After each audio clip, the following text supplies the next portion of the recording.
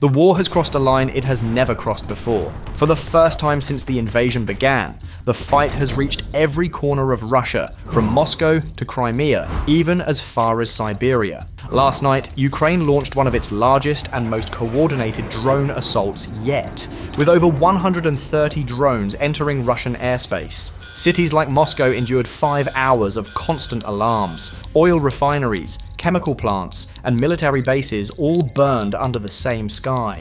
For Vladimir Putin, it was more than just an attack. It was a warning. Ukraine is no longer waiting for permission to strike back, and this time, war has truly come home. The escalation began with a speech from President Volodymyr Zelensky. At first, it sounded like another message of resilience to his people, but listen closely, there was a direct warning meant for Moscow.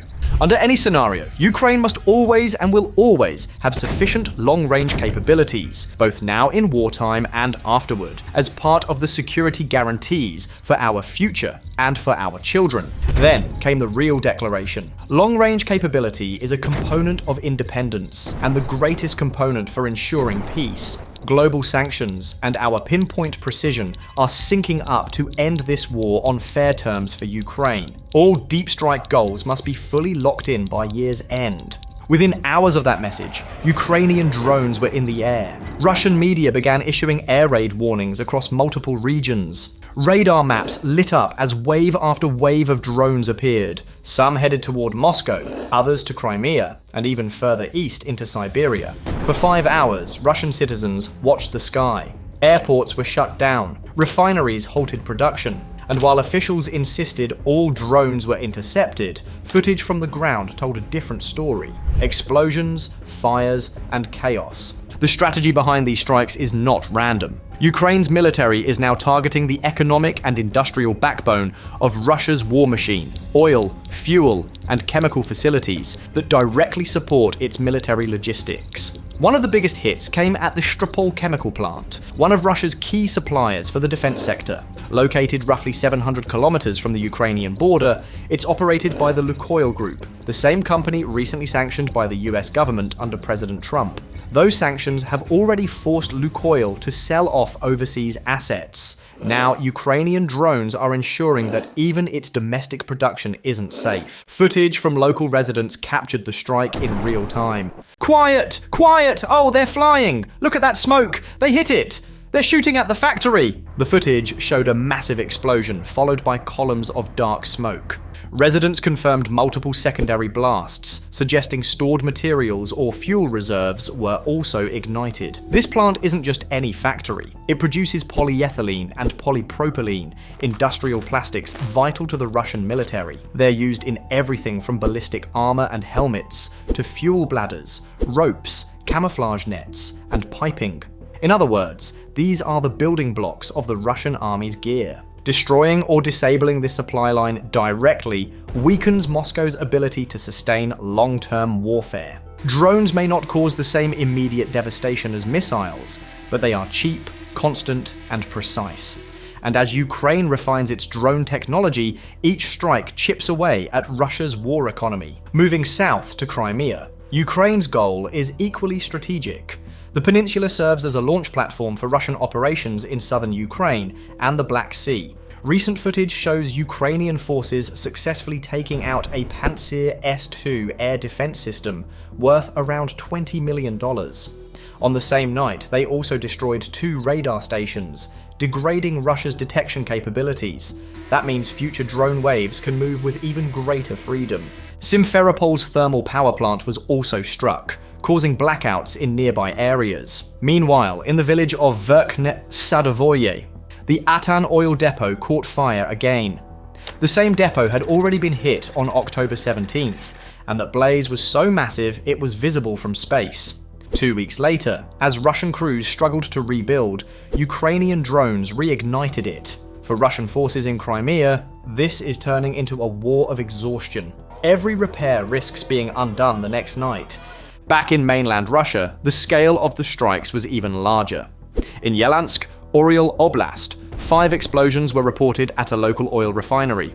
Despite official claims that all drones were shot down, footage shows multiple impact sites engulfed in flames. Eyewitnesses filmed the firefight, Russian soldiers firing into the sky with machine guns, not air defense missiles. At first, it might look like tactical adaptation, using cheaper methods to take down cheap drones. But many analysts see something else: a shortage of money and missiles. Putin's forces appear to be conserving expensive interceptor missiles by assigning soldiers with anti-drone guns to guard critical facilities. This method, while cost-effective, is unreliable. One missed shot can lead to millions of dollars in damage. Just days earlier, soldiers were seen guarding the Kremlin itself, with machine guns mounted on trucks, proof that this manual defense model isn't isolated. It's becoming standard practice across Russia. And while it might save money in the short term, it reveals a deeper problem. The Kremlin is struggling to protect its own territory.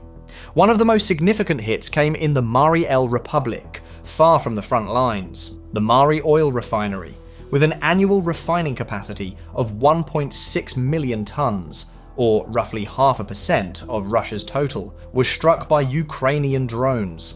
What makes this strike historic is its distance, 1,000 kilometers or more than 600 miles from Ukraine. That's deep inside Russian territory. It proves that Ukraine's drone program is now capable of strategic deep strikes, not just border harassment.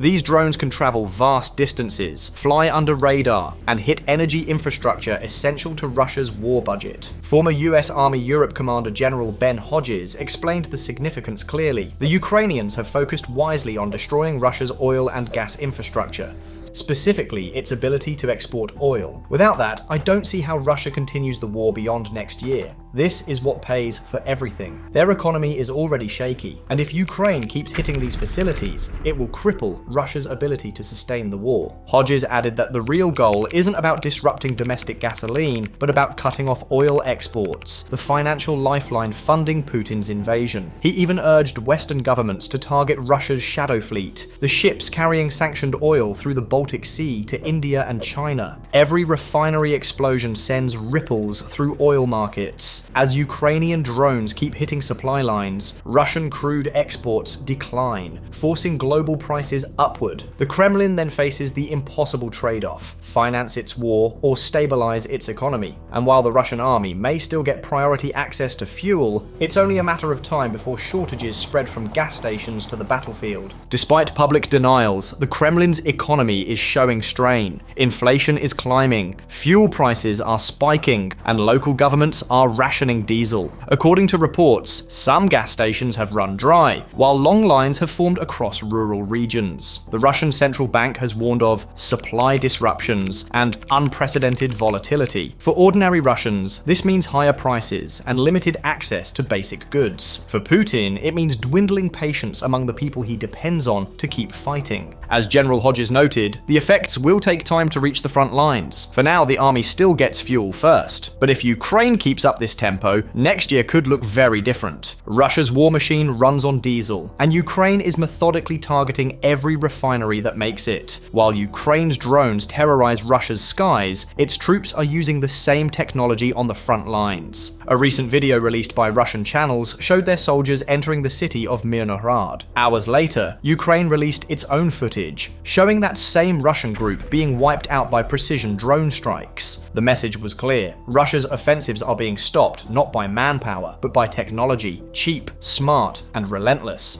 It's also a reminder of how the war's media battle is evolving. Many frontline clips are too graphic for platforms like YouTube. Videos showing soldiers being injured or killed often lead to restrictions or demonetization, even when they were crucial to documenting war realities. That's why channels like Basics Insider, this channel's off-YouTube platform, Independent, are expanding off YouTube. On Insider, viewers can access uncensored footage, extended analysis, and insights from military experts, like former Navy SEAL Chuck Farah, who break down tactics and battlefield footage that can't be shown elsewhere. This isn't just media, it's documentation of a modern war that's being fought as much through algorithms and airwaves as it is through artillery and drones. So what does this all mean? Ukraine's latest operation wasn't just retaliation, it was a strategic escalation. It proved that Kyiv can now hit targets across Russia, disrupt supply lines, and destabilize the very industries funding the war. For Moscow, this marks a dangerous new reality. Its home front is no longer safe. For Ukraine, it's a glimpse of leverage, one built not on manpower, but on innovation, endurance, and precision. The next months will reveal whether this pressure can finally force Russia to the negotiating table, or whether it will push Putin into an even riskier phase of escalation. Either way, the battlefield is expanding, and so is the cost of this war. Do you think Ukraine's deep strikes with over 130 Ukrainian drones will finally break Russia's war economy? Or will Putin find another way to fund his fight?